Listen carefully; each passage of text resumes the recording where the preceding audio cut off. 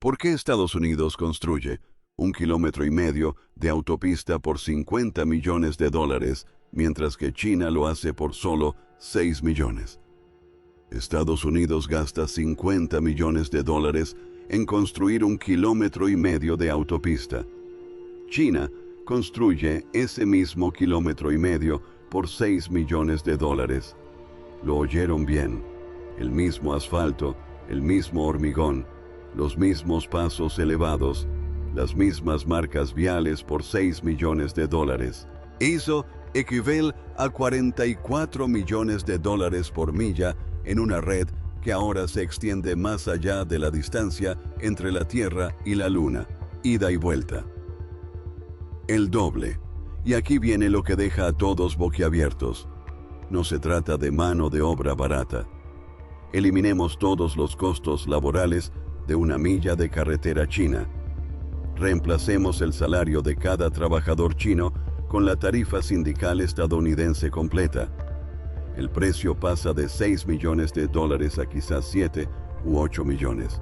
Todavía existe una brecha de $36 millones sin explicación. Y esto es solo el principio.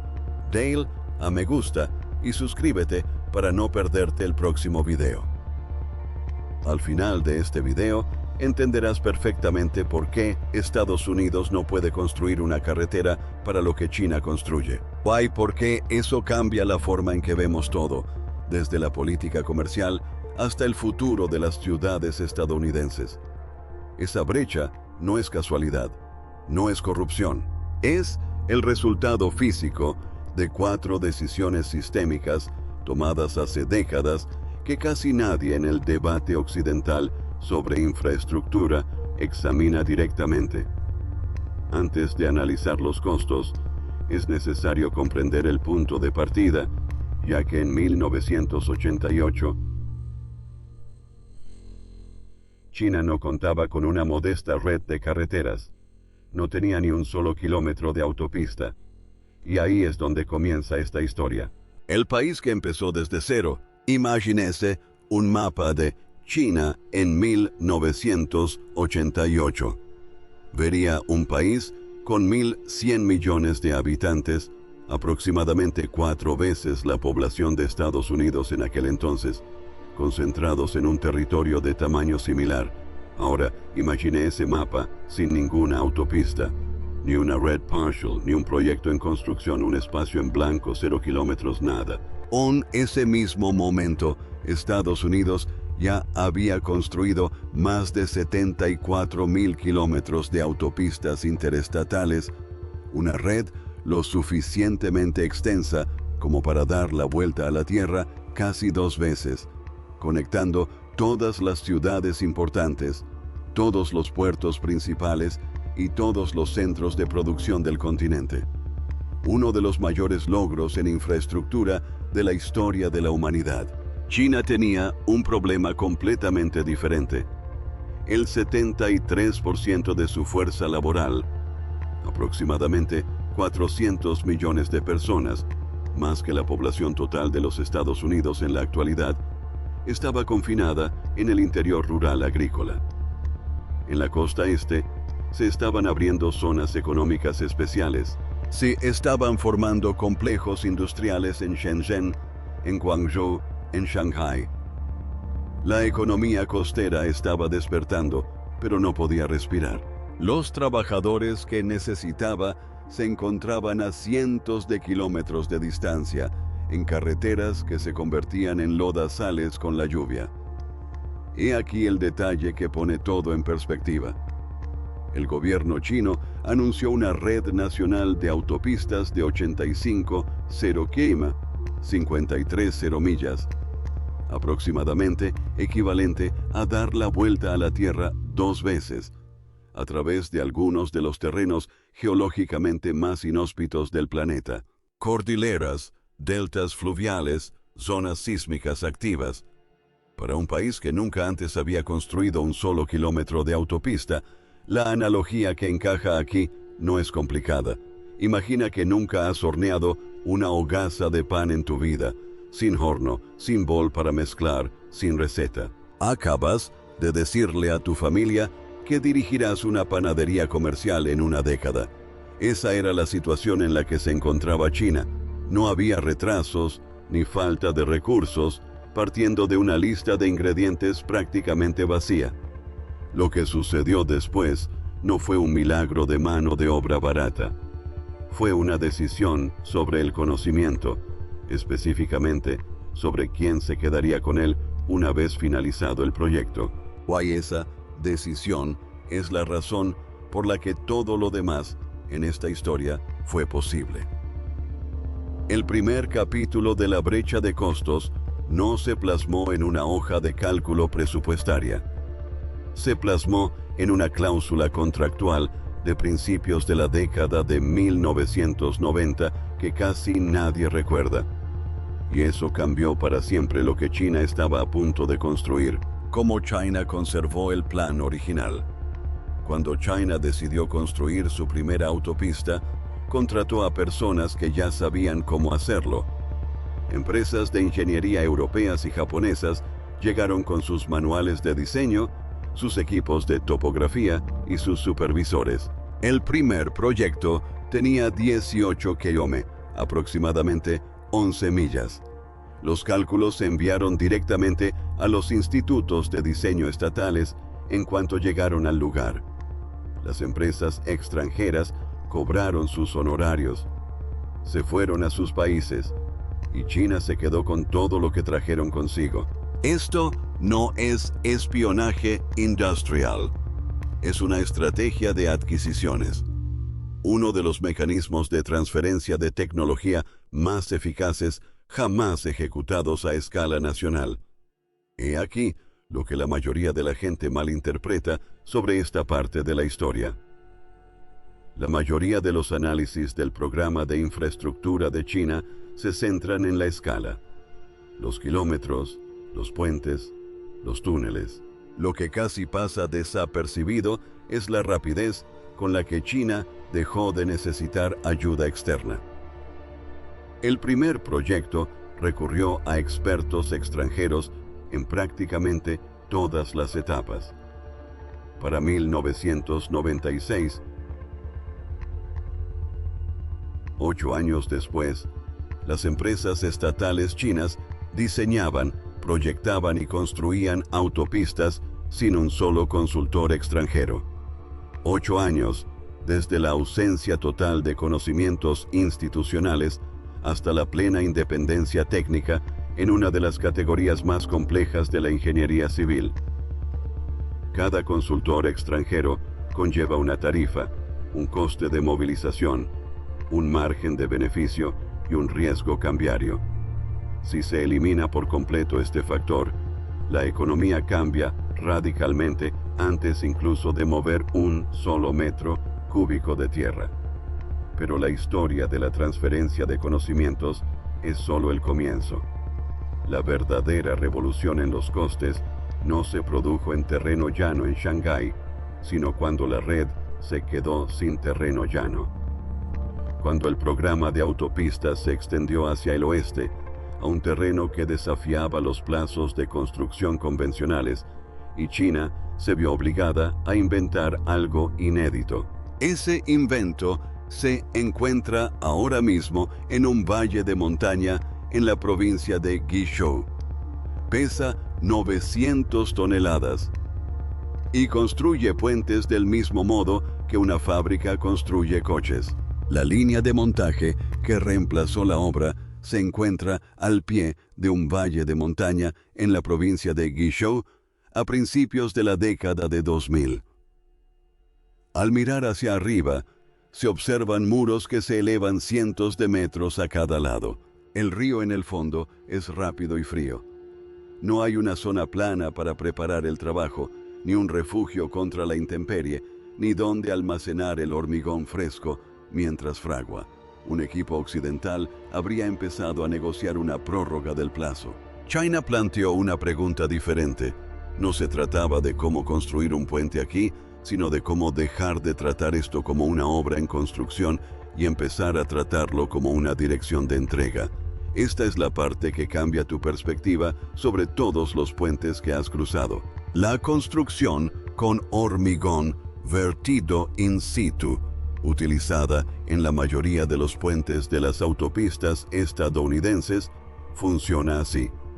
Se construyen estructuras de soporte temporales, se vierte el hormigón en la obra, se espera de días a semanas para que fragüe y se repite el proceso en cada sección.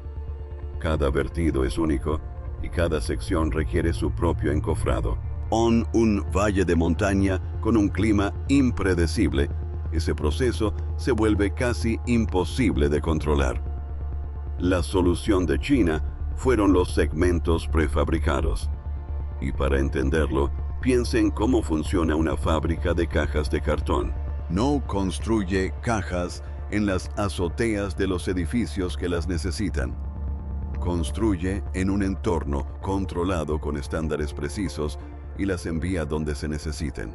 China construyó fábricas temporales cerca de cada uno de los principales emplazamientos de puentes, produciendo segmentos de hormigón estandarizados con dimensiones idénticas en toda la red nacional. Un segmento de Yunnan era dimensionalmente idéntico a uno de Guangdong. Los moldes se reutilizaron miles de veces. La producción era industrial, no artesanal, pero fabricar el segmento solo resuelve la mitad del problema.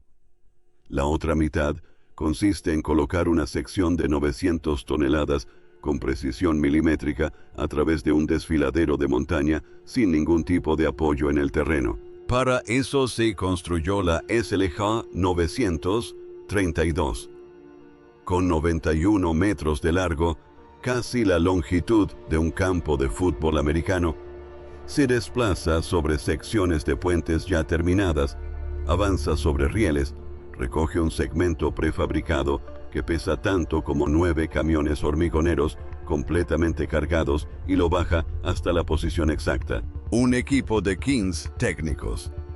Lo que antes requería cientos de trabajadores y semanas de andamiaje se convierte en una operación repetible e independiente del clima, que se mide en horas.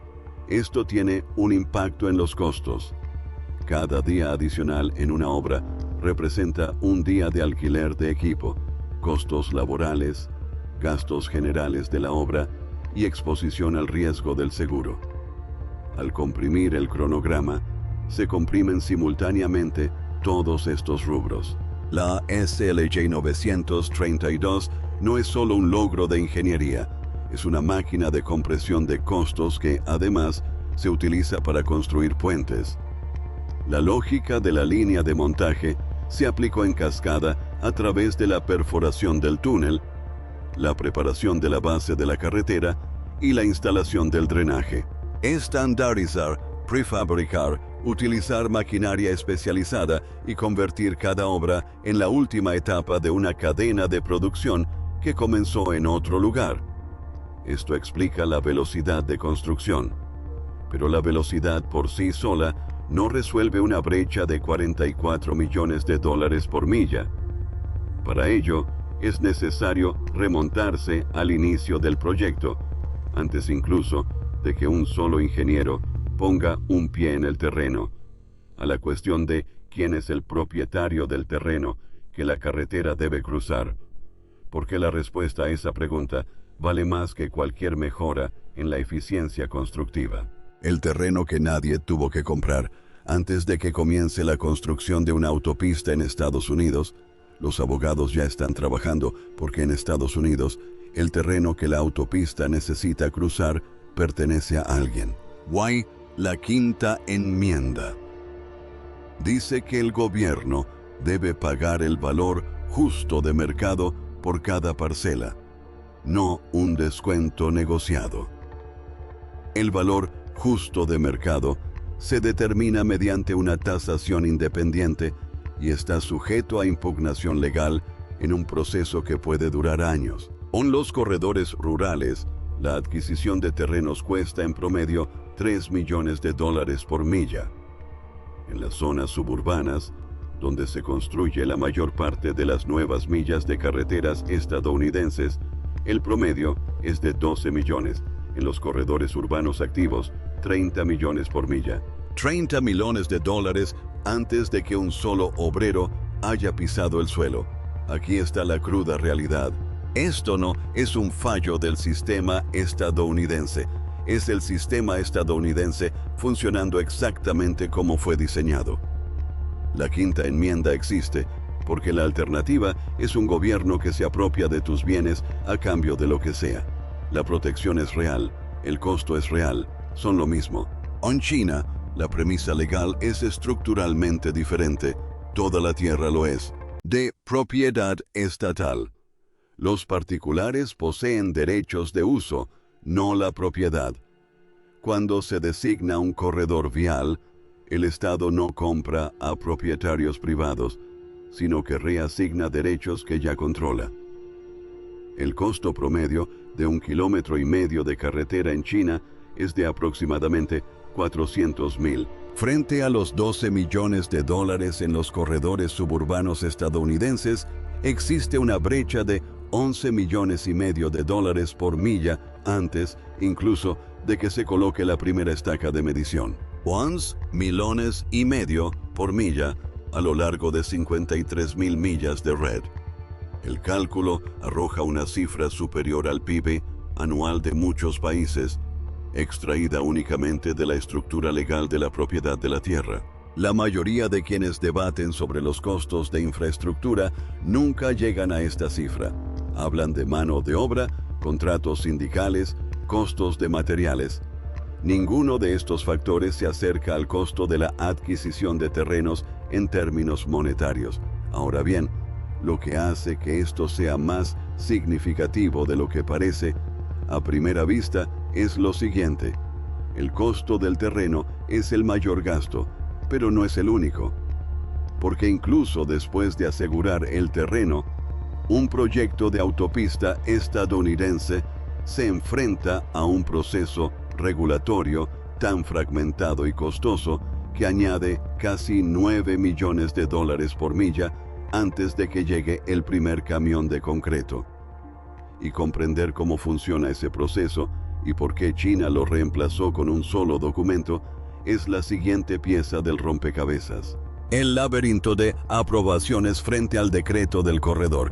Imagina que quieres añadir una habitación a tu casa. Necesitas un permiso municipal, la aprobación de los servicios públicos, el sello de un ingeniero estructural.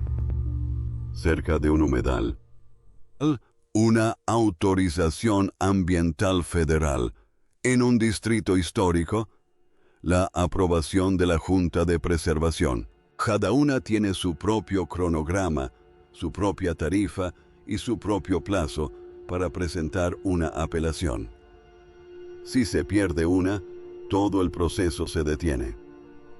Ahora, imaginen eso multiplicado por 160 kilómetros de autopista interestatal que atraviesa 3 condados, 2 cuencas hidrográficas, un corredor de vida silvestre protegido y un pueblo con su propia junta de zonificación. Una nueva autopista interestatal estadounidense pasa por un promedio de 47 procesos de aprobación distintos a nivel federal, estatal y local. 47 agencias. 47 oportunidades para impugnar el procedimiento y detener el proyecto. Tan solo la declaración de impacto ambiental tarda un promedio de 4 años y medio desde su inicio hasta su aprobación. 4 años y medio antes de que una pala toque el suelo. El costo combinado del cumplimiento normativo en una milla típica de carretera estadounidense es de 9 millones de dólares. No es el costo de construcción, sino el costo del proceso.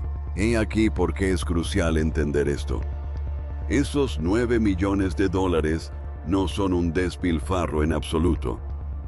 La mayoría de esos procesos de aprobación existen porque se produjeron daños reales cuando no se llevaron a cabo. Autopistas que atravesaron comunidades sin evaluación ambiental. Humedales drenados sin consecuencias. Barrios demolidos sin posibilidad de apelación. El marco regulatorio es una cicatriz de decisiones que salieron muy mal. Puede que no estés de acuerdo con dónde se traza la línea ahora, pero esa línea se trazó en respuesta a algo real. El enfoque de China en 2004 fue arquitectónicamente diferente. El Plan Nacional de Red de Autopistas otorgó autorizaciones a nivel de corredor que abarcaban miles de kilómetros simultáneamente. Los gobiernos provinciales recibieron autoridad para armonizar los procesos. Los institutos de diseño locales recibieron especificaciones estandarizadas. La cadena de aprobación se redujo de 47 procesos a un marco coordinado. Costo regulatorio por milla de carretera china, aproximadamente 180,000 palo frente a 9 millones en Estados Unidos. Una diferencia de 8 millones representa 800,000 por milla. Ahora agregue el total acumulado. Diferencia en adquisición de terrenos, 11 millones y medio por milla. Diferencia en cumplimiento regulatorio, 8.800.000 por milla.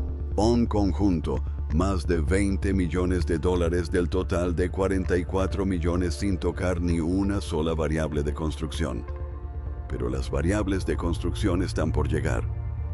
Y una de ellas añade otros 8 millones de dólares por milla a través de un mecanismo tan lógico y tan invisible que la mayoría de los analistas occidentales lo pasan completamente por alto. No se trata de con qué materiales construye China, sino de quién los posee y a qué distancia los ubican del lugar de trabajo. El arma de la integración vertical. Imagínese un proyecto de construcción de autopistas en Estados Unidos. El Departamento de Transporte Estatal emite un contrato. Un contratista principal lo gana y contrata a una empresa de estudios geotécnicos, una empresa de ingeniería de diseño, un subcontratista de movimiento de tierras, un contratista de drenaje, un proveedor de concreto, una empresa de asfalto, un subcontratista de pavimentación, una empresa de señalización, un contratista eléctrico, un subcontratista de paisajismo, etc.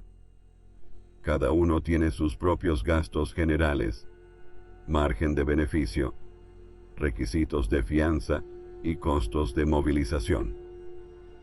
Apilando esas capas, los economistas de la construcción calculan una carga de gastos generales combinada de aproximadamente 22 centavos por cada dólar de costo directo de construcción. Antes de verter un metro cúbico de hormigón, el 22% del presupuesto ya se ha destinado a la estructura organizativa. Ahora bien, aquí está el detalle en el que la mayoría de la gente nunca piensa.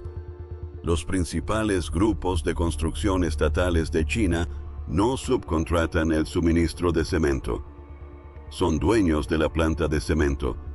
No contratan a un proveedor externo de barras de refuerzo. Son dueños de la acería. No subcontratan la producción de asfalto. Son dueños de la maquinaria de dosificación y la transportan. Cuando un proyecto se activa en una nueva provincia, el grupo constructor instala una planta de producción temporal a una distancia de entre 3 y 5 millas del frente de construcción. Las materias primas se transportan kilómetros, no cientos de kilómetros. Una sola organización, un solo presupuesto, una sola cadena de decisiones.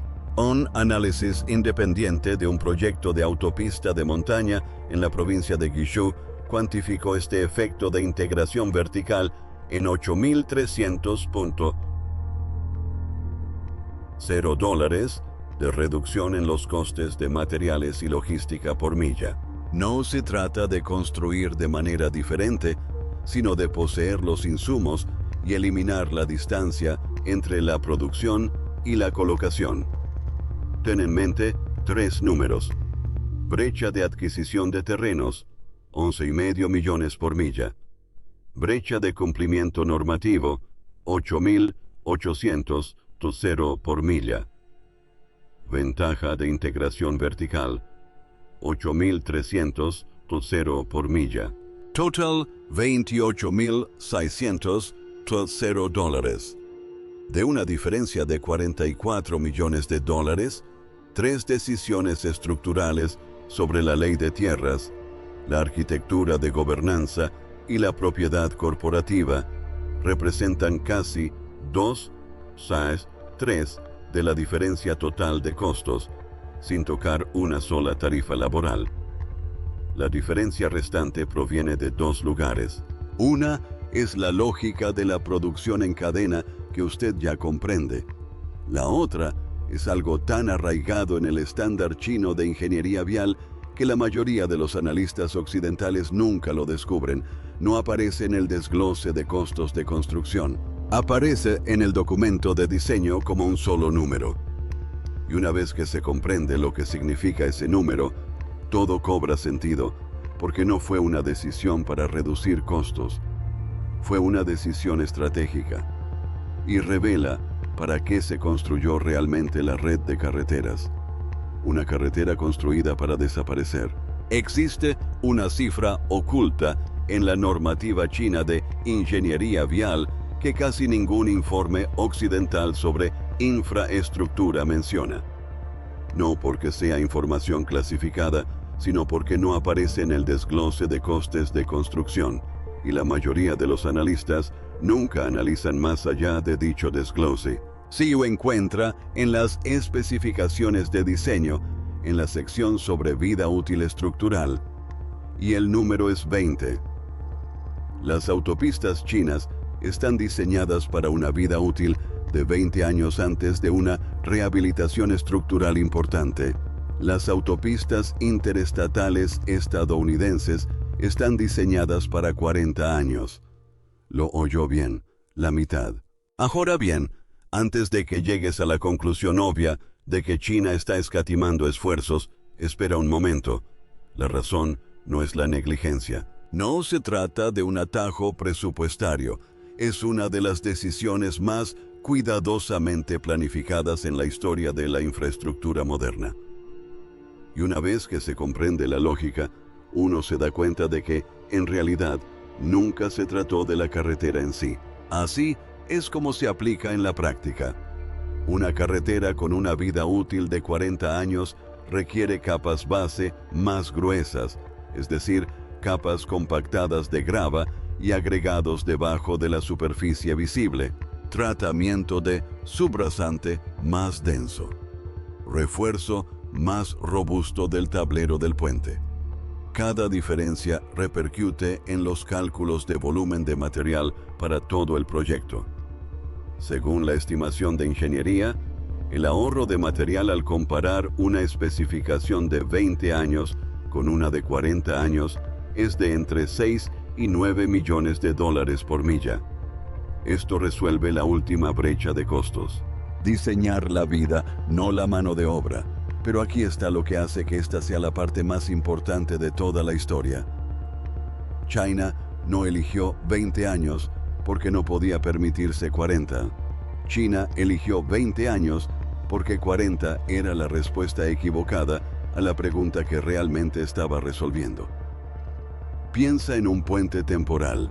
En ocasiones, los ingenieros construyen puentes temporales para transportar a los trabajadores a través de un río mientras construyen la estructura permanente. Nadie considera que un puente provisional sea inferior. Es la estructura ideal para su propósito, construida para el tiempo que necesita cumplir su función, sin sobredimensionamiento. China aplicó esa misma lógica a toda una red nacional de carreteras. Esto es para lo que realmente se construyó la carretera. En 1990, el 73% de la fuerza laboral de China era rural. Esos 400 millones de personas, más que la población total actual de Estados Unidos, quedaron físicamente aisladas de los polos manufactureros costeros que estaban a punto de convertirse en el motor de la economía global. La función principal de la red de carreteras no era el transporte de mercancías, sino la reestructuración del mercado laboral. Lograr que 600 millones de personas puedan desplazarse diariamente a los corredores industriales y las ciudades portuarias con la suficiente rapidez como para industrializar el país más poblado de la historia de la humanidad en una sola generación. Para 2015, la proporción de la fuerza laboral rural había caído del 73% al 28%. Esa transición, el mayor cambio en el mercado laboral de la historia registrada, se produjo en 25 años. La autopista fue el mecanismo, no el destino. El mecanismo. Y la vida útil de diseño de 20 años tenía perfecto sentido dentro de esa lógica. Para cuando esas autopistas se acercaran al final de su vida útil, el tráfico de camiones industriales pesados ya habría alcanzado su punto máximo. El tren de alta velocidad estaba absorbiendo los viajes de pasajeros de larga distancia. El transporte ferroviario de contenedores absorbía el transporte de mercancías a granel. Construir una carretera con una vida útil de 40 años para un patrón de tráfico de 25 años no es un ejemplo de excelencia en ingeniería. Es una sobreconstrucción. Sí, las cifras de integración vertical te sorprendieron. Lo que China hizo después con el ferrocarril y los semiconductores es aún más difícil de creer. Suscríbete para no perdértelo. Ahora bien, aquí está el error que la mayoría de la gente comete respecto al veredicto.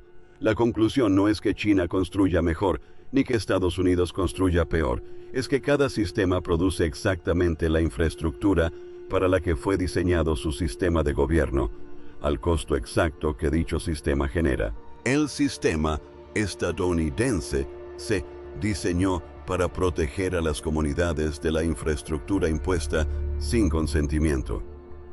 La quinta enmienda protege su propiedad. La evaluación ambiental protege su cuenca hidrográfica. Los 47 procesos de aprobación protegen el derecho de su vecindario a ser escuchado. Y el precio de esa protección se refleja justo donde cabría esperar, $50 por milla, por cada milla, como consecuencia directa de lo que el sistema se propuso valorar. El sistema chino se diseñó para ejecutar resultados ya decididos. Reasignación de tierras sin transferencia de propiedad. Autorización de corredores a escala nacional. Cadenas de suministro integradas verticalmente. Un ciclo de vida de diseño calibrado para una ventana económica específica. 6 millones por milla, cada milla como una función directa del valor para el que se construyó ese sistema. La diferencia de 44 no es una brecha de ingeniería, es una brecha de gobernanza. El precio milla por milla de dos respuestas completamente diferentes a la misma pregunta. ¿A quién sirve la infraestructura y quién decide? Si esto cambió tu perspectiva sobre el costo real de proteger a las personas por las que pasa una carretera, dale a me gusta y suscríbete para no perderte nada. Ahora, quiero leer tus comentarios. ¿Crees que el proceso de aprobación en Estados Unidos protege a las comunidades como debería, o se ha convertido en un sistema que hace que construir cualquier cosa sea prácticamente imposible? Deja tu respuesta abajo, porque tengo la sensación de que esta pregunta va a generar mucha controversia.